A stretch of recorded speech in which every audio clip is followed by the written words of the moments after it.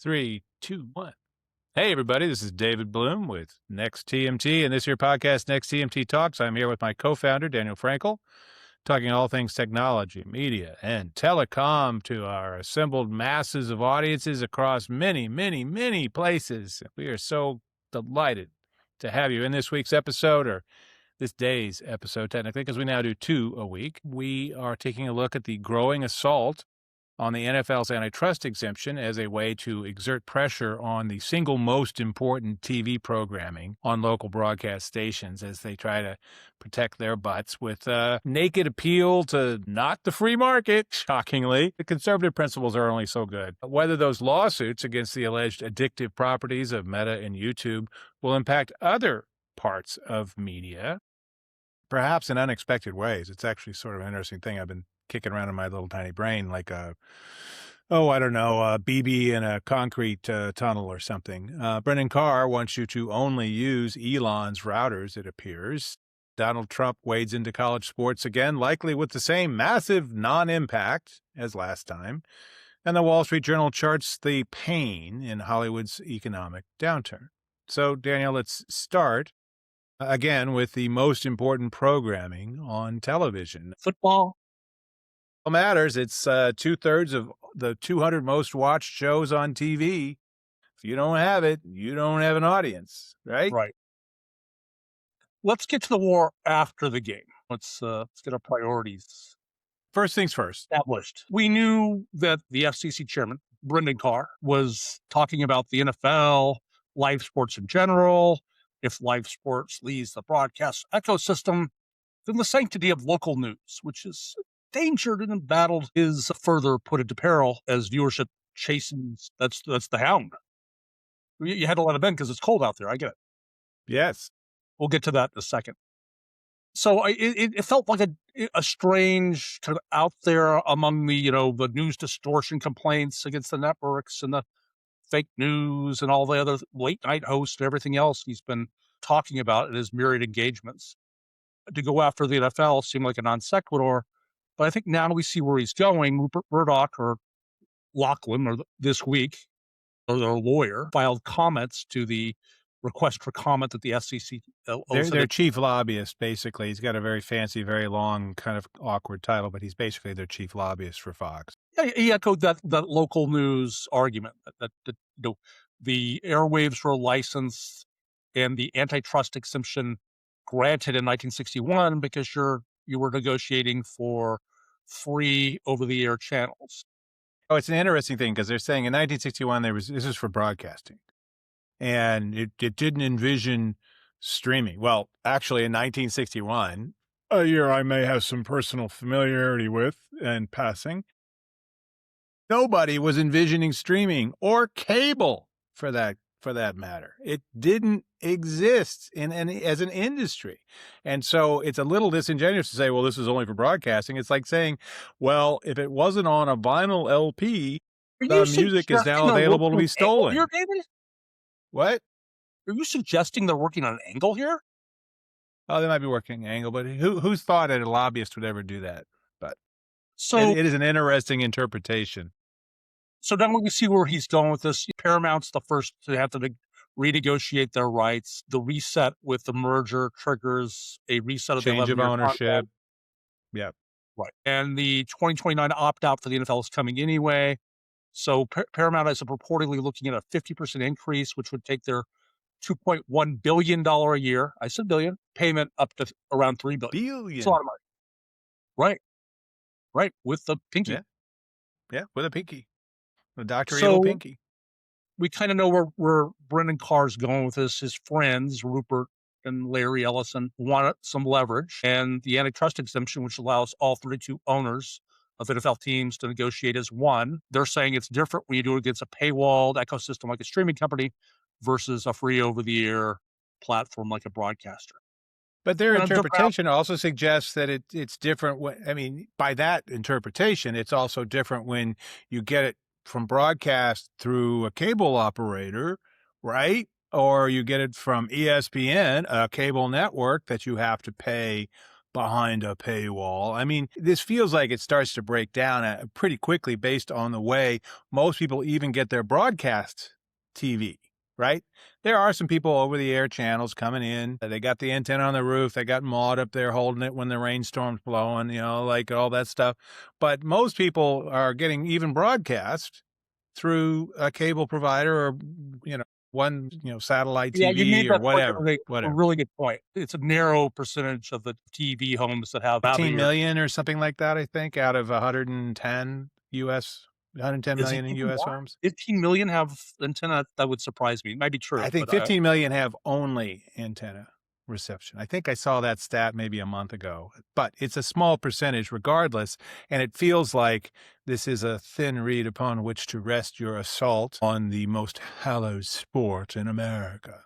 That's well, just me. when you control, what is it, 136 out of the top 200 telecast for 2025, which I think Variety crunched Nielsen numbers recently and determined, you're like Vince Lombardi's power sweep. If it's executed properly, no matter how you prepare for it, how you Speaking scheme of it. 1961, I'm just going to say it's been a while since the old Vincer got this much run, so to speak. But God bless him. He was a power What among. can I say? While other kids were riding their big wheels, Right? having normal childhoods, I was watching John Fawcetta, the NFL.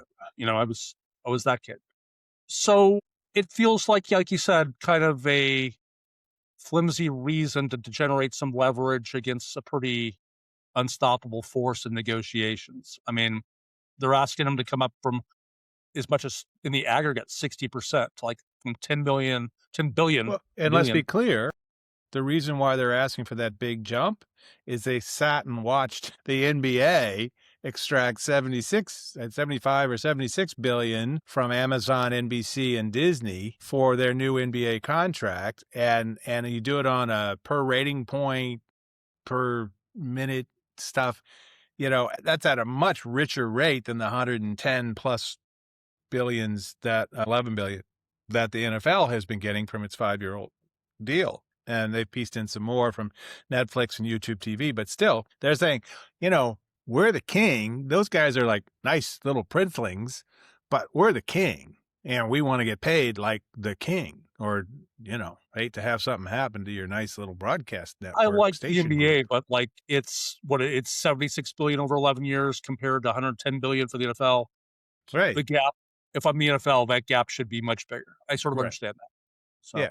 Well, you understand where the NFL is coming from. It's like, we got the leverage. And they put an opt-in clause in there in the first place because they knew that things were going to change in this decade before the end of their 11-year deal. They built that in, and they're now just being opportunistic with the change of ownership that Paramount's going through to say, okay, you're on the hook first, and then we'll line everybody else up, and we're going to see what we're going to have.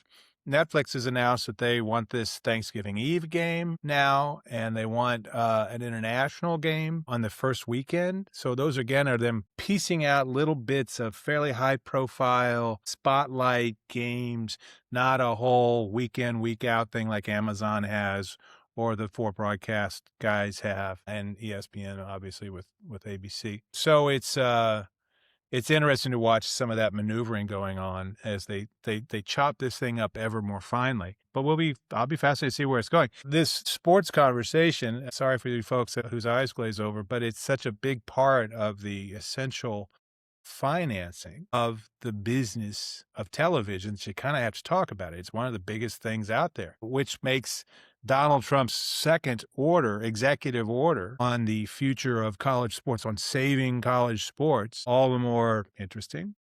I gotta say, most of his advisors and cabinet members are wacky, but when you get Nick Saban to give you some advice, some of that stuff's not crazy sounding to me. 5-year limitation on eligibility when you got some guys, playing eligible for 9 seasons. There's a couple of Brigham Young people that are probably 38, 38-year-old sophomores. Part of this was that there's a little bit, some of this is a moment in time. So some of the complaints about, they're in school forever are really about the fact that we had, I don't know if you remember this, in 2020, when Donald Trump was president the first time, we had a little pandemic, and people going to college had some interruptions in their lives. And some people were trying to figure out how they were going to play sports when there were no sports, et cetera, et cetera.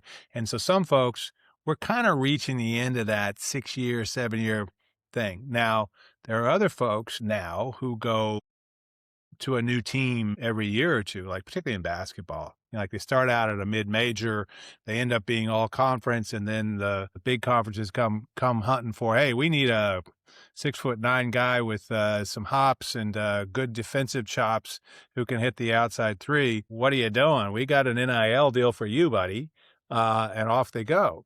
So the mid-majors end up becoming more of a funnel, the biggest programs, which is why you didn't see any Cinderellas in the March Madness really this year. Yeah, just from kind of having a kid scoping it out, the conveyor belt that was college athletics got disrupted, stopped for a period of time for 2 seasons, and it Yeah. created this backlog, and then you had the softening of eligibility rules.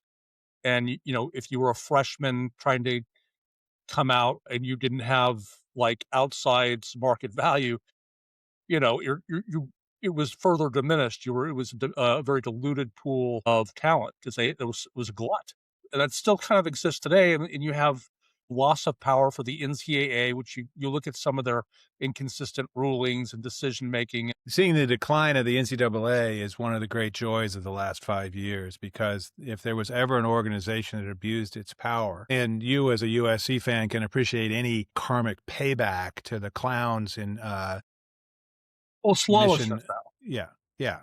That's not any kind of that doesn't sate me. I think that's why Nick Saban retired. I think he had a few seasons. Absolutely. And he's not the only one. There's a bunch of coaches out there that were great coaches in the old regime, the ancien regime, as I wrote. It's the Right. French, the old regime. There were a bunch of great coaches who've thrived in that, with however players were supported and attracted to big programs. That's been blown up. And what I have enjoyed seeing is teams like Indiana, the worst, most losing team in college football history for a while, getting a guy in who brings some of his own players and his own approach. And look at this, 2 years in, they won the national title, because all of a sudden the old line stuff got broken up.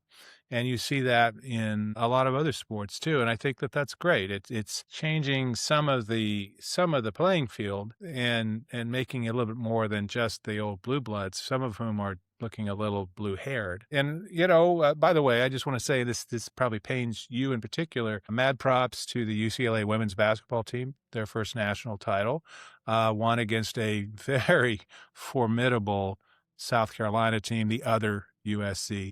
Not that we like to really call them that, but the other USC, which had beaten a Connecticut team that had not lost for, I think, 56 games or 54 games, and had won 53 of them by double digits.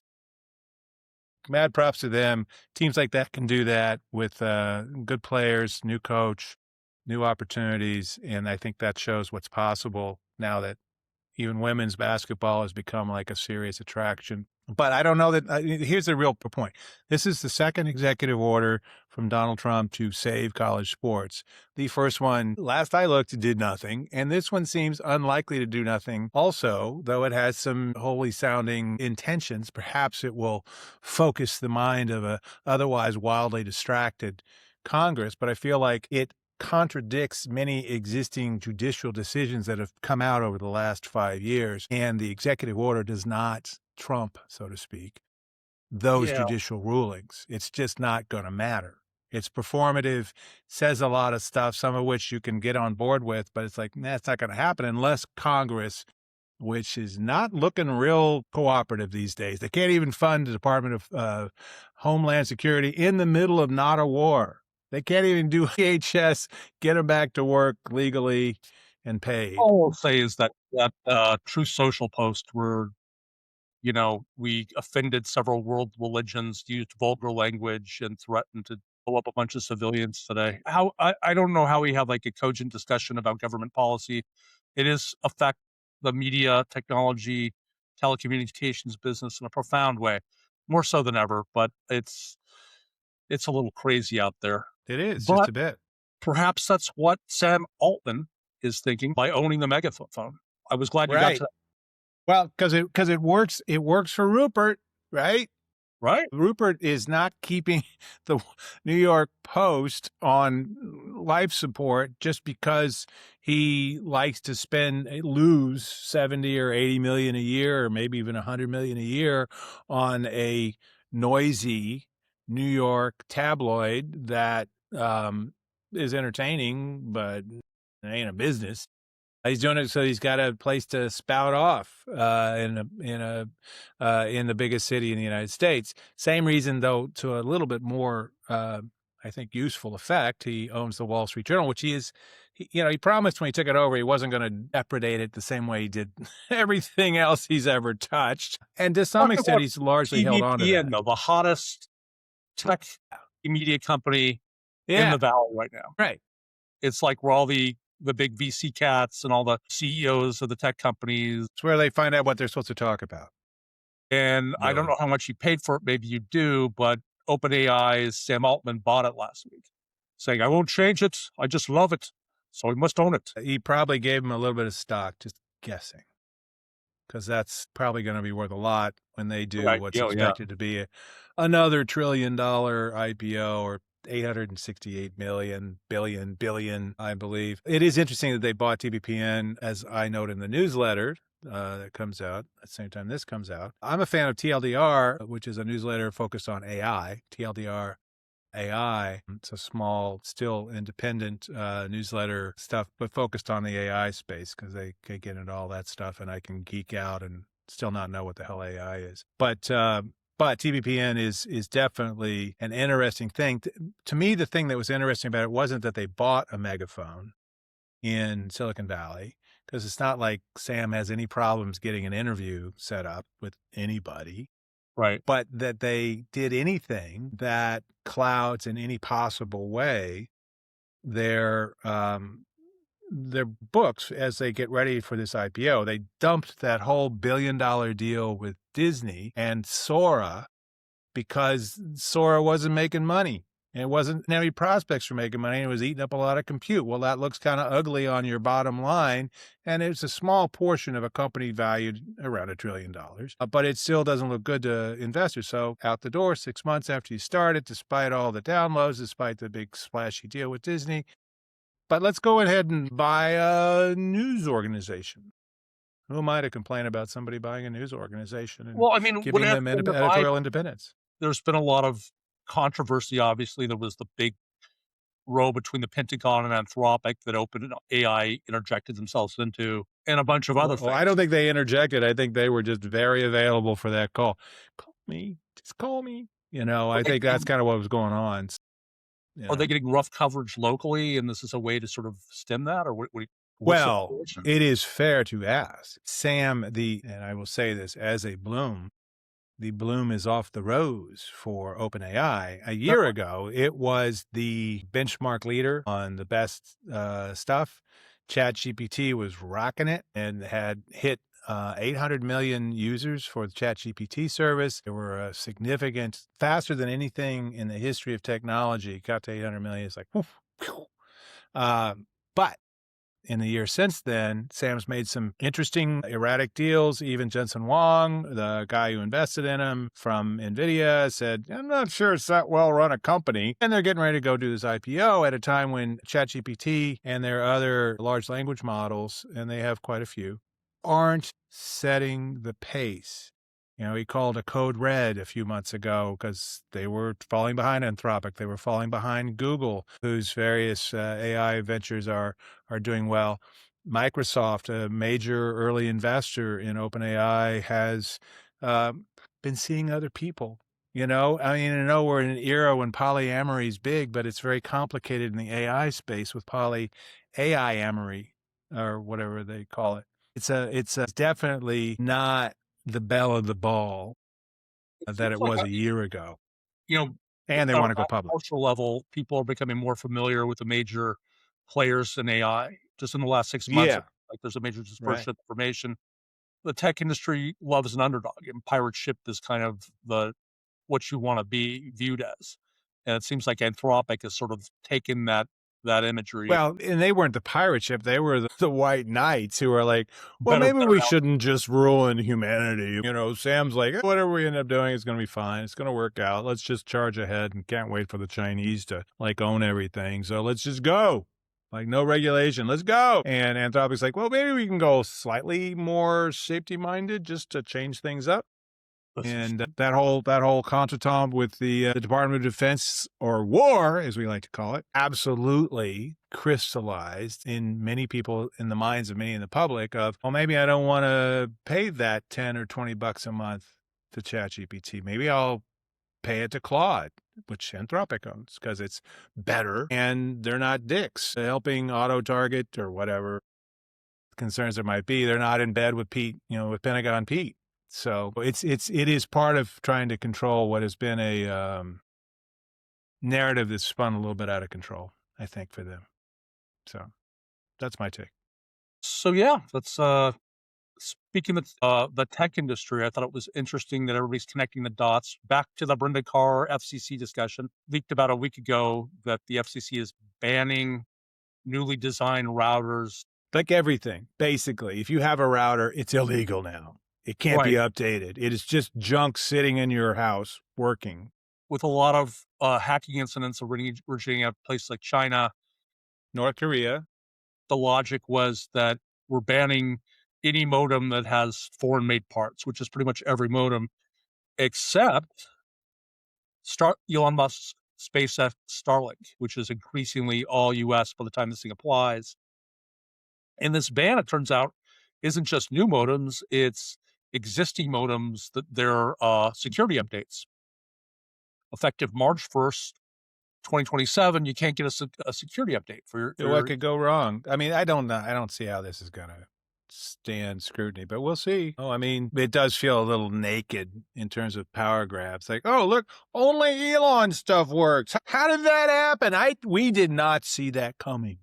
Brendan Carr said that was not our intention. Ours was merely keeping those nasty Chinese hackers. Yes, you can't update anymore, but you got Starlink. Go with that. What could go wrong? In rhetoric, when he speaks, this is Carr, he doesn't hide the fact that he favors low Earth orbit satellite broadband, which is also Amazon and a few other companies. Right. And most notably Amazon. I think there's some other LEO orbit stuff, but it's already getting crowded up there, and Elon only wants to crowd it up more with up to 1 million more satellites. So Musk dominates. It's going to be like bumper cars in space. It's going to be fun. Well, yeah. But look, the low Earth orbit stuff is actually really good technology, right? Because you get it in places that you can't get regular Wi-Fi. You can get it in the middle of a national park somewhere if you need to call mom and say, this is really nice, or, oh, by the way, I broke my leg and there's a grizzly chasing me. But the latest Starship can deposit next generation satellites that have far greater capacity. It's a real competitive problem for the cable industry, which is just now grappling with fixed wireless from cell phone operators. Anybody who's laying fiber, it's a real competitive threat. Folks like Cable Labs are out there describing it as such. And I think the cable industry, which didn't listen initially about fixed wireless, is listening to this. Well, they were definitely kind of whistled past that graveyard. And now it's not really eating their lunch, but it's certainly whacking a significant margin of their customer base, right? It's not bigger than them. It's still a small they're not growing portion. their customer bases anymore. Yeah, they're not growing. And these other ones aren't huge, but it's significant now. It matters now. So they've already kind of screwed it up once with fixed wireless access, which I just love. Fixed wireless. It gets four-dimensional when you consider that Carr and the FCC are also backing Musk's gambit to put up 1 million satellites for a data center project. There are arguments for it. The powering and cooling would be solved, but you would have... It could, but there's some, just to be clear, doing shit in space is not just, oh, let's just turn it on and let it roll, man, because we got endless sun and it's cold. It's like half a degree above absolute zero, There's some challenges there. There are many challenges. Considering we have 15,000 or so objects up there, SpaceX just disclosed that it had one. They said it blew up. It wasn't hit by anything, but it deposited more objects when it splintered into tens of pieces. But they'll Anybody burn up, just like, I don't know, lots of people's equity and some of these things. Anyway, the movie Gravity, I think it was 2017. Sandra Bullock, George Clooney. Who's the director? Alfonso. Alfonso Cuarón, the wonderful, wonderful. I totally recommend Children of Men if you want to watch an extraordinary film I've about seen that a too. He's a very, great very filmmaker. dystopic future. But Cuarón's a brilliant director. Anyway, it's Roma based on also. this thing called the Kessler effect. Too many objects orbiting the Earth will create a cascading effect where they'll run into each other, create exponentially more, and pretty soon you're not able to launch anything into space because it's too polluted. And it's a real concern. It's not a hope, Yeah. as is carbon dioxide emissions into our atmosphere in 100-degree early April days in Los Angeles. It's just not what we should be saying, and we should be taking it seriously. The fact is, putting data centers in space and then getting the data back down with enough bandwidth to go back and forth is a little complicated. But the best part about it is you don't have any neighbors, as they do now increasingly in lots of parts of the country, saying, not in my backyard. I don't want it sucking up all my water. Don't want it sucking up all my power and sending my bills through the roof. And they don't give us any jobs. We got a few construction jobs and it all goes away. And it's just a big old thing that makes a lot of noise, creates microclimates that are like 7 to 8 degrees warmer than everything around them. And as you pointed out, it's already getting kind of warm here in places when it normally doesn't get this warm. So I see why Elon, the robot Elon, would love to put all this stuff in space and not have to talk to anybody about it. Just talks to Brendan, sends it up, boop, it's all good. We'll figure it out. We'll probably send robo-taxis up to move them around. It's going to be fine. But we'll see how that goes. All this, speaking of robots, I had some further thoughts about those lawsuits against Meta and YouTube and their alleged addictive properties. I was listening to the Hard Fork podcast. I'm taking care of a dog for a friend for a week, and it's a wonderful poodle, doing a lot of walking, therefore listening to a lot of podcasts that I wouldn't necessarily stop to do it, but it's been great. God knows I need the walking.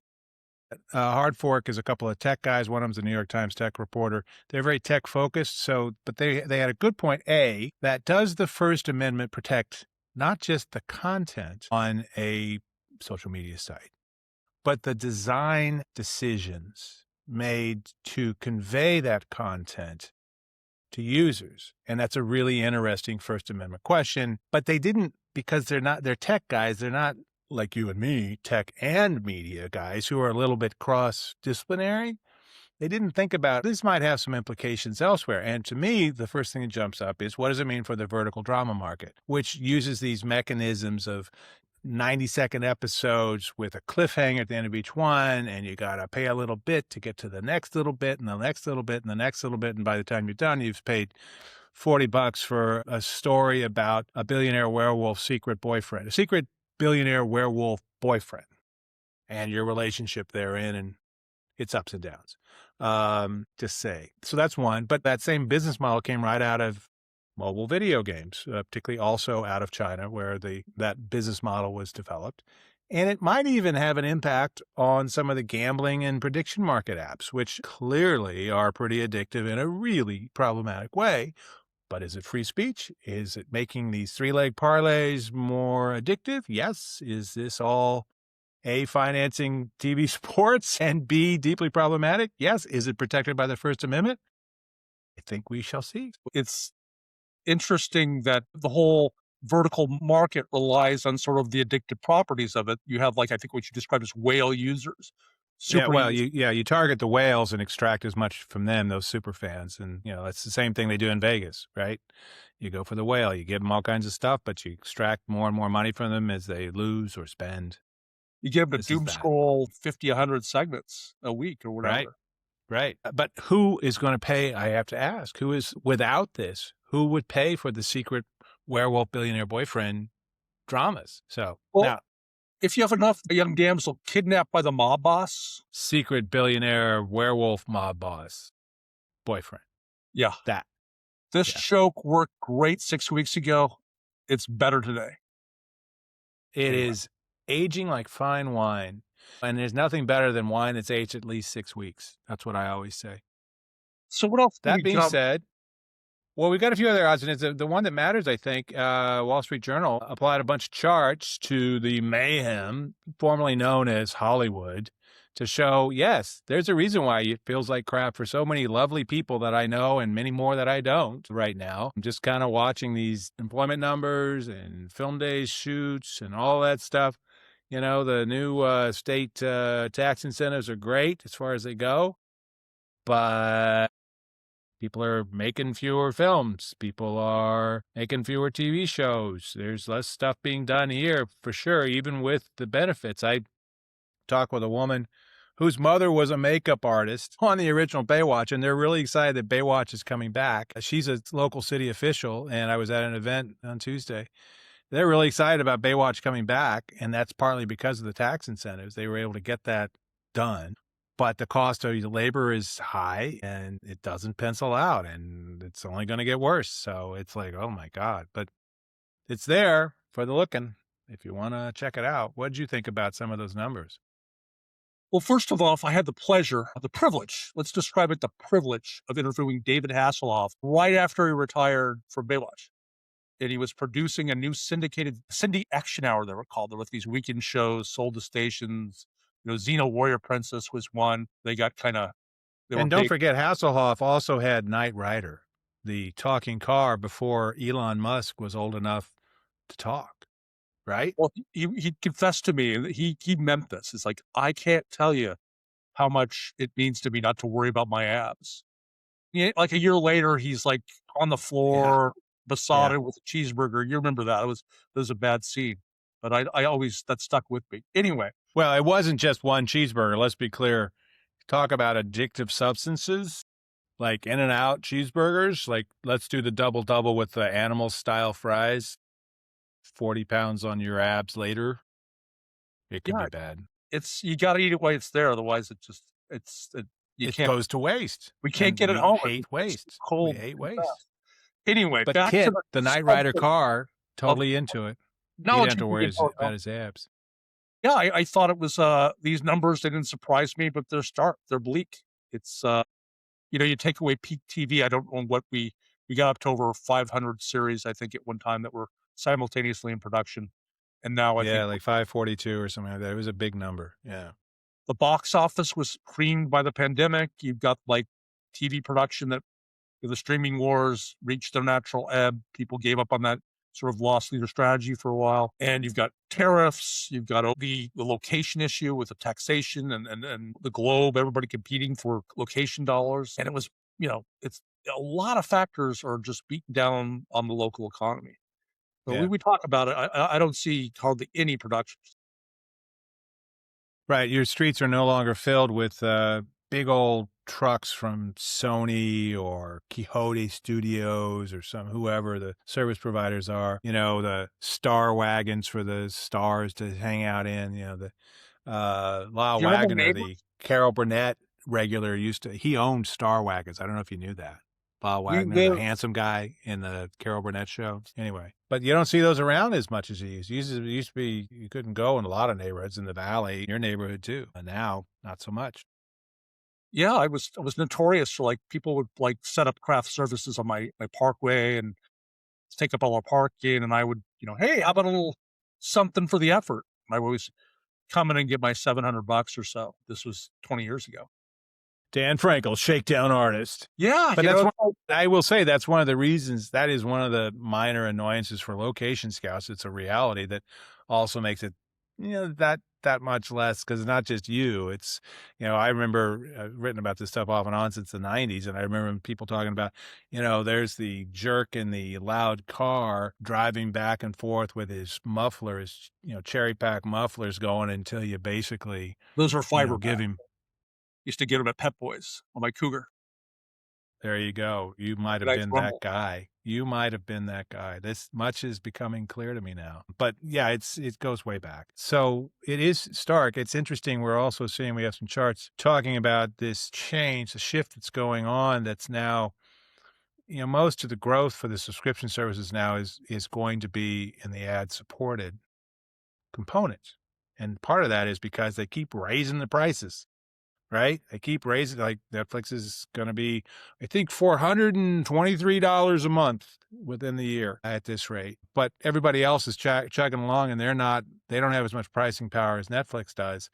But everybody's like, well, I guess I can just go to ad supported, and that's where the growth is. They're getting growth, but the growth is going to be in the ad support, and they're pretty They flat want you to, in yeah, most of these services. they What? don't want that. They don't want you to have that premium $20 a month subscription. They want you to get the $8 one, which Well, is if you get it, and but the deal is they aren't extracting yet as much, because ad supported can be more lucrative when you get a nice size subscription price, and you get your ad revenue really optimized and it's really highly targeted and you're getting paid a lot of money. Most of them aren't really there yet. Even Netflix, because it's such a small part of their overall universe of customers still, that's not really driving a huge chunk of their revenue yet. YouTube obviously got it down, but that's an ad-supported platform that sort of added subscription stuff later with YouTube TV and all the rest. YouTube Prime and whatever they call. I mean, they have a YouTube subscription service that's had various names. It's hard for me to keep up, but they're the revenue king. I was also fascinated with some of the stuff that I saw about how relatively small the revenue and, more importantly, the net income is for Warner Brothers Discovery and Paramount Skydance. Even combined, they're still in 6th place, and I believe Paramount was still slightly below break even, or maybe that was just Peacock. Peacock was definitely still not it making money. improves So. scale, but it's not transcendental. No, it's definitely not replacing the cash thrown off by cable and broadcast with their NFL games. You saw that a colleague of ours who covers the telecom business shared her discussion with her T-Mobile rep. It was a text discussion, and she was infuriated by the latest price increase. I think there's something broader to her Netflix dissonance than just the price increase. But the rep is telling her, "Hey, listen, it's free. It comes with your service. Why don't you just?" You sure that was a rep? And that conversation sure had a whiff of chatbot, but that's just me. No, I don't. This source is credible. No, not her. I'm sure she's a real human being because you may have actually even met her. But I'm talking about the representative from T-Mobile saying, you're getting it for free. We'll just give you two months free, but I'm already getting it for free. It's like, no, she's like, just cancel it. And because I'm disaffected. It's like, what are you going to do without Bridgerton? Just tell me, what are you going to do without Bridgerton? T-Mobile reps is they're all offshore, and English translation is often an issue. So that doesn't look like AI to me. It just looks like a language barrier to me. But you also just hit save GAT send. When they say cancel, it's like, well, we'll give you 2 more months of something free is the sort of standard customer. No, this is like, it's free. There's no window where it becomes premium. I know. It's free. But it's like they had some sort of 2 months free thing. It's but more generally, cancel it than yeah. It's just that I do think there's something to that latest, just because the economics, we are going into a slowdown. Gas is really effing expensive, and it's a sensitive time to up everybody's bill. So, yeah. And I got to say, again, I still think it is something, though, when your colleague or our colleague, whoever that secret person is, they just want to pull the parachute. Ripcord. And it's still hard to do because that sounds a lot like what it used to be like with cable, right? Right. Remember that? Like how hard it was to cancel stuff with cable. It's like, oh, well, why don't we give you HBO and Showtime and everything else for free for 6 months? Just don't go. Please don't go. I mean, it was. But when it's a free rider that doesn't have any kind of premium window that, 2 years, yeah. If you don't catch it, you'll get dinged. That's not going to happen here. But I don't want this in my home. I don't want this coming into my telephone. It's like, okay, we'll see what we can do. Just zap if it doesn't cost you anything, just get rid of the app. It's okay. It's okay. I tell you, Dave, I wouldn't do that to Hulu right now with Love Story. I told you we all have our addictions now, don't we, Danny boy? We know what yours is. Oh my God. They had Carolyn and John Jr. had something. I'll just say it was unique. It was special. And it died too early. It died too early. I'll give you that. It is also a fact that Caroline Kennedy, not the one that married John, but John and the original Caroline. I'm familiar. And by the way, let me just say, Caroline, my mother's name, and 3 people who are named after her within my own family. So Caroline's a beloved name. But John Kennedy's 2 kids were patients of my grandfather, an orthodontist in Washington, D.C., who also was the orthodontist to Richard Nixon's 2 kids. And that is the kind of cross the aisle, that is news you have to brace yourself for. Bipartisan initiatives we don't see in Washington anymore. Everybody has like their own partisan like orthodontists for their kids. There's no, you've pulled Democratic teeth. I'm sorry, you can't touch my want to go children. wokeness. No, sir.